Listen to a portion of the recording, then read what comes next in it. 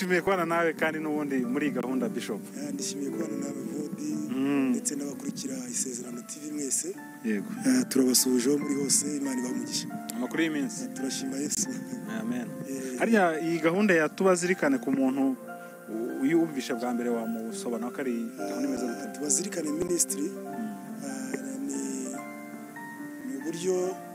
ni uburyo Imana yatuyoboyemo ubwo kujya dufasha abakozi b'Imana bageze mu zabukuru, tuzirikana abantu bageze mu zabukuru, abakecuru n'abasaza n'abandi bafite ibibazo bitandukanye. Ni muri urwo rwego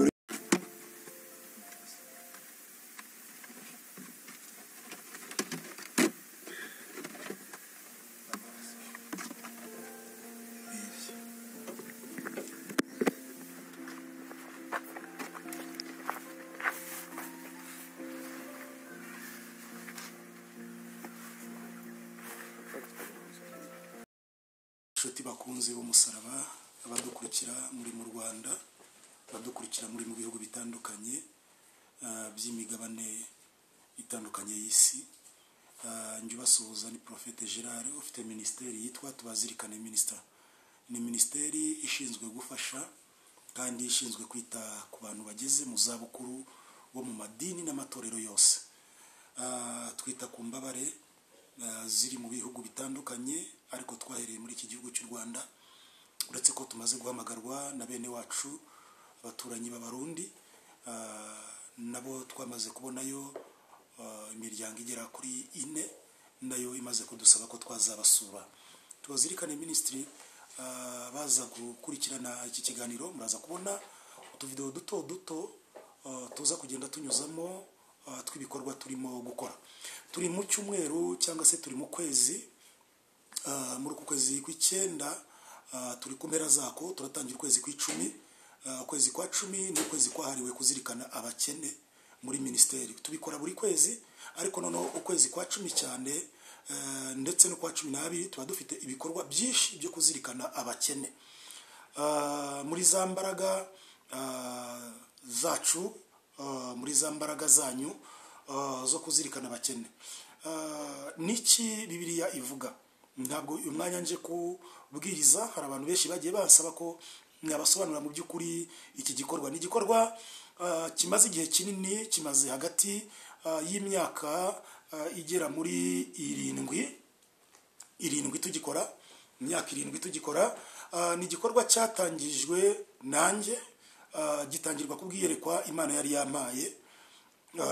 Nari ndyamye igihe kimwe, nari mvuye gusenga, igihe nari ndi ku gisasiro ndyamye, nagiye numva ijwi rivugana nanjye rirambwira ngo Gerard, ndashaka kuganira nawe. Ndabwira ngo karibu, Uwiteka nteze amatwi ngo numve icyo mbwira. Muri uwo mwanya nagiye kubona mbona ntwawe mwiyerekwa, mbona umugabo bita TB Joshua. TB Joshua mbona arimo aragenda mu byaro, agenda afasha abakene, abaha amafaranga, abaha ibyo kurya. Nabonaga ari abantu bashaje, bamwe bari ku busasiro ku buriri bwabo, bari mu tuzu duciriritse ahantu hasuzuguritse. Imana irambwira ngo nguriye umurimo nshaka kunkorera muri iki gihugu.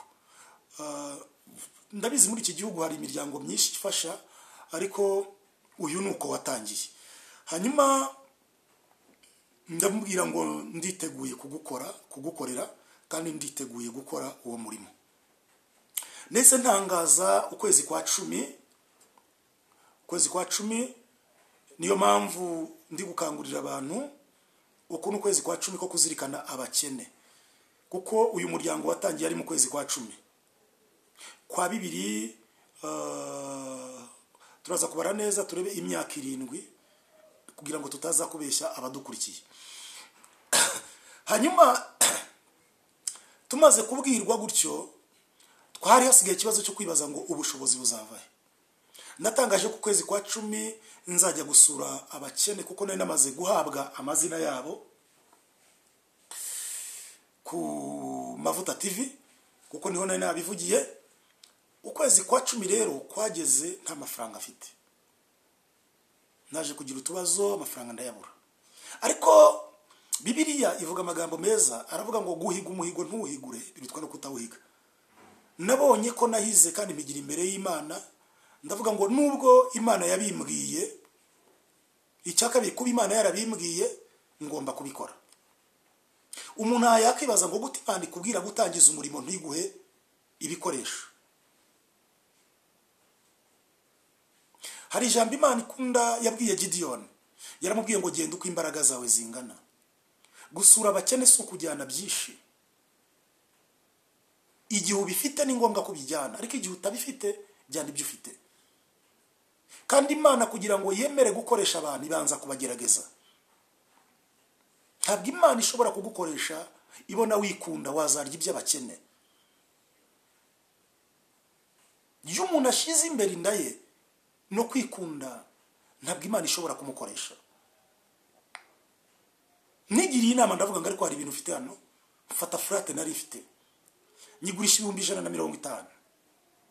Muri uko kwezi kwa 10 umukozi w'Imana Yisa arabizi w'Amavuta TV,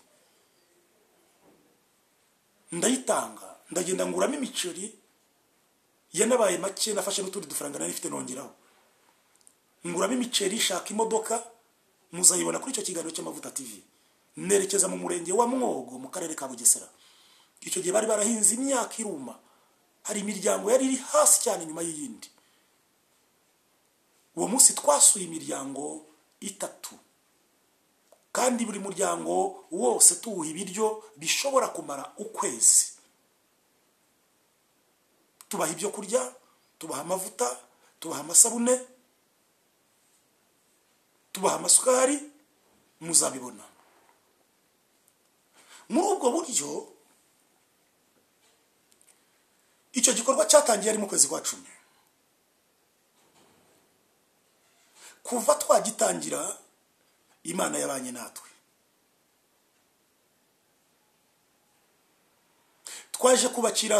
Naje kubakira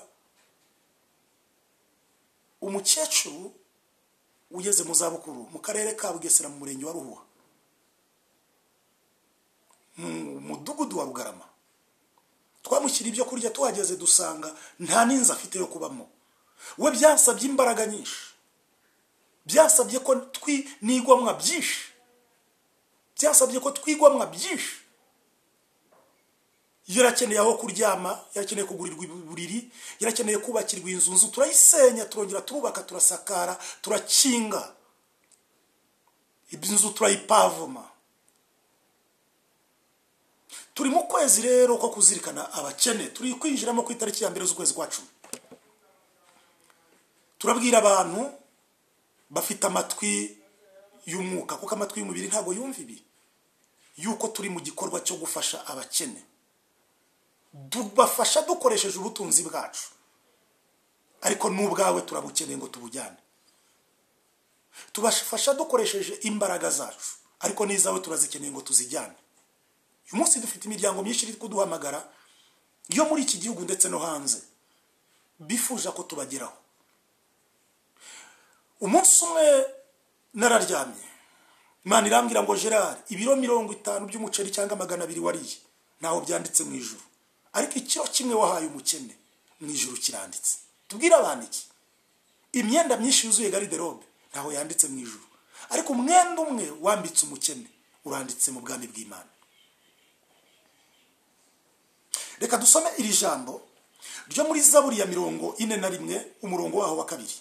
Haravuga ngo hahirwa uwita ku bakene, Uwiteka azamukiza ku munsi w'ibyago, Uwiteka azamurinda, amukize kandi azahirwa ari mu isi, kandi ntumuhe abanzi be kugira ngo kumugirira uko bashaka.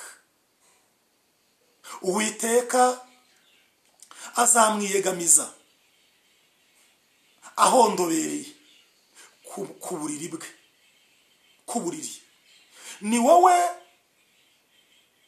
Niwe umubyukiriza uburiri iyo arwaye. Amen. Ndashaka kuvuga iki? Dufite iminsi ya nyuma turimo, ni iminsi iri kwigisha abantu gukora nabi. Ni iminsi iri kwigisha abantu gukora nabi ndetse cyane. nta muntu ukigana ibintu byiza. Ni nayo mpamvu tugira ngo dusabe abantu babona twashyizeho amafoto anyuranye n'ikiganiro, nta kindi kibitera. Ntabwo abantu bashobora kureba ibintu byiza. Udashyize hiriya foto ntabwo ikiganiro message watanze ntabwo yatambuka. Kuko turi mu minsi ya nyuma, imwe Bibiliya ivuga ngo amatwi y'abantu azaba barya bifuza kumva iby'imitima yabo irarikiye. Abantu barashaka kumva basambanye, barashaka kumva basinze, barashaka kumva barwanye, barashaka kumva bicanye, barashaka kumva batukana, barashaka kumva bacurirana, ariko kumva amatwi ashaka kumva ijambo ry'Imana, amatwi akangurirwa gukora neza, ayo ngayo abantu barayabuze. Niyo mpamvu iki kiganiro ushaka kugifungura wabona batari kurwana, hatarimo saga ugahita ukireka, kuko YouTube yo ihita bitwereka uburyo ikiganiro abantu bagikurikiranye. Rero nigiye amatwi y'abantu ary'abantu. Ntabwo dushaka kumva bigisha batwigisha gukora neza, ntabwo dushaka kumva bigisha batwigisha kuba abantu beza b'Imana, ahubwo turashaka kumva byacitse, byadogereye, kabaye durururu kanaka baramuvuga ibi. Ni ikimenyetso cy'iminsi y'imperuka. Bibiliya iravuze ngo uyu munyazaburi ni Dawidi, aravuze ngo hahirwa umuntu wita ku bakene. Muri uku kwezi ko kuzirikana abakene, ndagira ngo wenda ushobora kumpamagara, ushobora no kutampamagara, ariko ndagira ngo ugire umukene umwe witaho muri uku kwezi kwa 10. Muri bicyayo ufite ntawe wakambika, muri bicyo ufite ntawe wagaburira, muri bicyayo ufite ntawe wakitaho. Reka shimire umubyeyi Mama Minyonyi, umuryango wa Karabona Alexandre. Karabona Alexandre ni umugabo ufite etage aho Juwakari iri abamarayika bavuza imana. Reka tubashimire. Njya mpurira nabo Ikibeho, n'abantu bagiye babana natwe cyane, bafite umurimo mwiza wo kugarurira abarwayi kwa muganga. Ngira ngo twagiye tujyana kwa muganga nuko nta kamera dufite ngo tujye tujyana nazo tubibereka, ariko reka tubashimire. Ni umuryango icyo bashyize imbere n'urukundo, kandi rwo gukunda abantu bababaye. Rero Bibiliya iravuze ngo hahirwa umuntu wita ku bakene. Muri iki cyumweru cyo kwita ku bakene nicyo uzakora. Yohana yanditse igitabo cy'ibyahishuwe Yohana, aravuga ngo hahirwa jewe wibishe, ntago mbikora kuko ndi pastor, ntabwo mbikora kuko ndi prophet, ntabwo mbikora kuko ndi bishop, mbikora kuko nzi ijambo icyo rivuga. Gira neza wigendere, ineza uyisanga imbere. Icyo umuntu abiba nicyo asarura. Nzi neza ko navuganye n'ijambo ry'Imana, Imana ikavugana nanjye ikambwira ngo Gerard, imifuka 10 y'umuceri wariye ntaho yanditse mu bwami bw'Imana, ariko ikiro kimwe wahaye umuceri kiranditse. Umwuka wo kwikunda n'ubugugu n'ubugegera n'ubusambo umaze gufata abantu, kugeza ubwo abantu badupfira imbere dufite ibyo twakabahembuje ntitubibahe.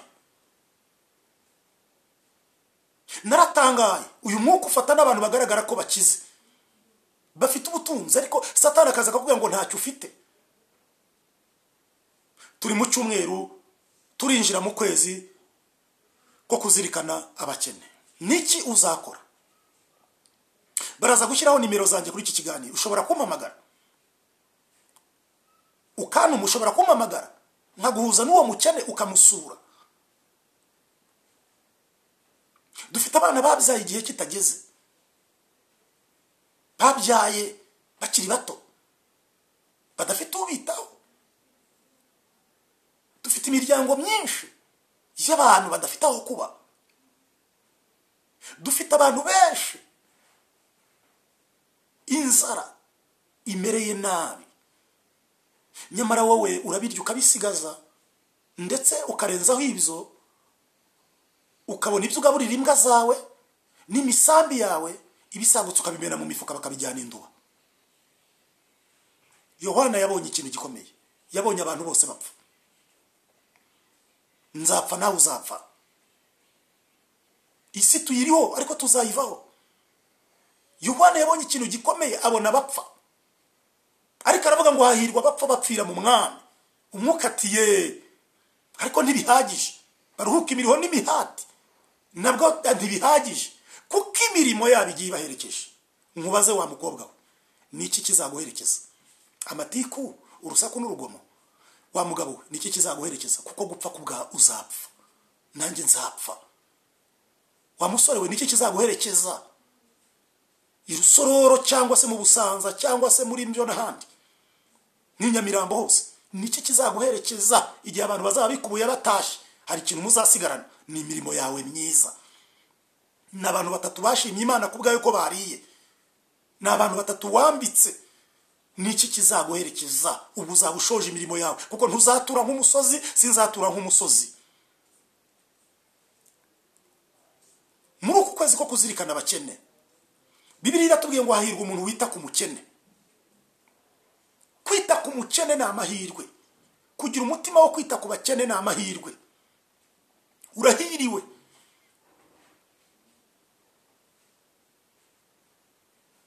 urahiriwe kuba ufite umutima wo kwita ku bakene uyu muntu wita ku bakene ngo afite amahirwe Uwiteka azamukiza ku munsi w'ibyago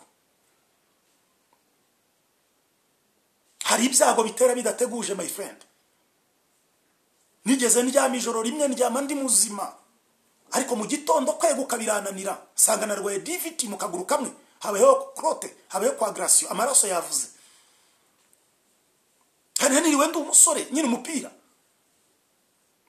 niki Imana yakwibukiraho ku munsi w'amakuba ntabwo Imana izakwibukira ko wari igitangaza ntabwo Imana izakwibukira ko wari ukaze wambaye inyenyeri n'ibindi Imana izakwibukira ko hari umuntu umwe wagaburiye hari umuntu umwe wariye ku bwawe hari umuntu umwe wihanaguye amarira kubera wowe hari umuntu umwe washimye izina ry'Imana kubera wowe uyu muntu wita ku bakene Uwiteka azamukiza ku munsi w'ibyago byago bitera bidateguje bigatera umugabo bigatera umugore byago birahari isi hari ibyago bigwira isi hari ibyago bigwiriye abantu ku munsi w'ibyago niki cyagukiza ni ikiro cy'umuceri ni ikiro cya kawunga ni agasabune waguriye umuntu ngafure ni akabasi waguriye umuntu ngajya afuriramo utwenda ni akamatera waguriye umuntu ni umwana w'umukene wajyanye ku ishuri uba abana bacu turimo turabohereza mu bigo bikomeye bikonsoma amafaranga menshi kugira ngo tumenyekane ko dukomeye ariko hari abana b'abakene baheze mu ngo reka shimire mama Pasteur Niyonzima Claude igihe nari nabasuye mu rugo iwabo nasanze hari umuntu waturutse Kirungo hariya bita ninza kwibuka ndahababwira Ikarambi muri Karambi yajeje kumusaba amafaranga yajeje kumusaba akamatera ntago mbabeshye bangaruye i Kigali banwaye mu modoka ye nayo bamuzanye bamusigiza i Nyanza kuri gare atwara akamatera bamuha n'amafaranga n'amakaye Madamu Niyonzima Claude Imana iguha umugisha ndavuze ngo Imana iguha umugisha igikorwa wakoze gihe cyangumye ku mutima na kuri kujyana abawe ku ishuri kandi ubwo uwo yamutwaye gutyo ari no kujyana uwe kwa Gasore kuri iki kigo cya Gasore kiri hano hani Ntarama arabanza Nyeri Ntarama ageza yuwe amaze kumugeza yuwe arashogoshera na wa muntu waje kumwitabaza mugira ati uwanjye yaratsinze nabuza akamatera ko kumujyana nabuza indobo nabuza amakaye nabuza uniforme nabuza iki mbona Madamu Niyonzima Claude ngo bisubiyemo Imana iguha umugisha mbona aramutekereye aramuhereza ari yo mpamvu ushaka ko uza muri iyi ministeri kandi waranabinyemereye uri kujyana umwana wawe mu kigo gihenze ariko hari umwana w'umukene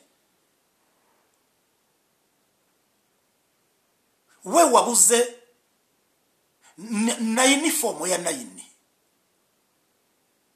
wabuze kandi ikindangaje ngo uyu mwana wa Kabarondo wa Kibungo yari yitsindiye arikabura ubushobozi. Hari ibyo leta yafashisheho abantu nibyo, ariko hari n'ibyo natwe twagakwiye gufashaho leta. Ni icyumweru cyo kuzirikana abakene, kandi abanyeshuri baracyajya ku ishuri, hari n'abacicaye mu ngo batarabona ubushobozi.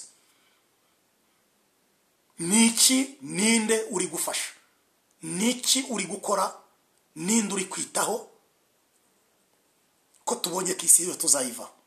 Erega nshuti yanjye, uko twakikaza kose, imodoka nziza wagendamo ntabwo uzajya rusororo uyirimo. No, ikizu cyiza utahamo ntabwo uzajya ntabwo bazakiguhambamo rwose. Ni metero 2 kuri 2 wakora ishyano bakagushyiriraho amakara. Ariko aho uzaba uri wenyine, imirimo izaguherekeza ni iyihe? Turi mu cyumweru, mu kwezi ko kwita ku bakene. Tubonye ko uwita ku bakene Uwiteka azamukiza ku munsi w'ibyago. Nimba ushaka ko Imana igukiza, ibyago birahari. Mbega ibyago, ibyago birahari. Ibyago birahari.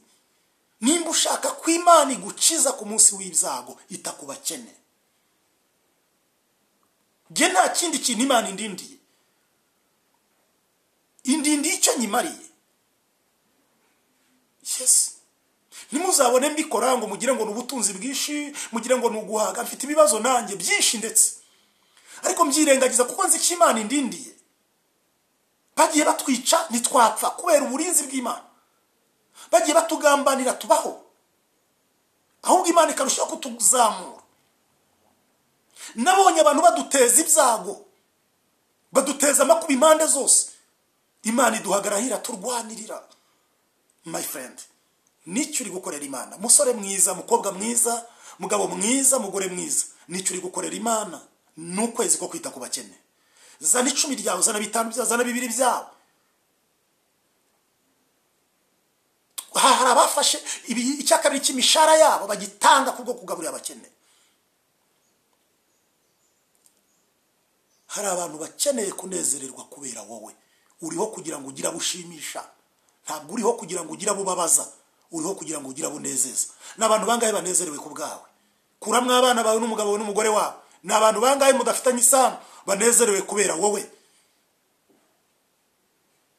Hari aho tugera bakagira ngo babonye Imana, bakavuga ngo Imana iraje.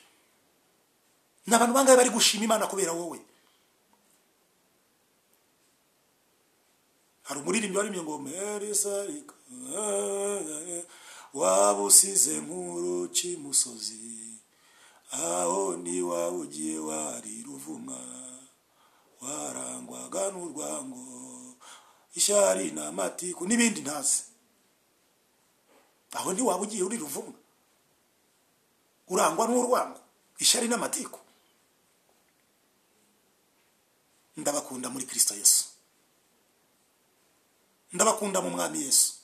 N'ukwezi ko kwita ku bakene. Turatangirana n'itariki ya 2 z'ukwa 9. Maze kwakira ibiro 3 by'isukari. Turakomeje. Twahisemo gukorera Imana. Inda zacu twarazifunze. Dukeneye ko hari abandi barya ku bwacu. Hari abantu batazi umuceri ukusa ariko wowe urawumena muri puberi. Hari abantu batajya babona umwanya wo gufura kubera ko buri sabune.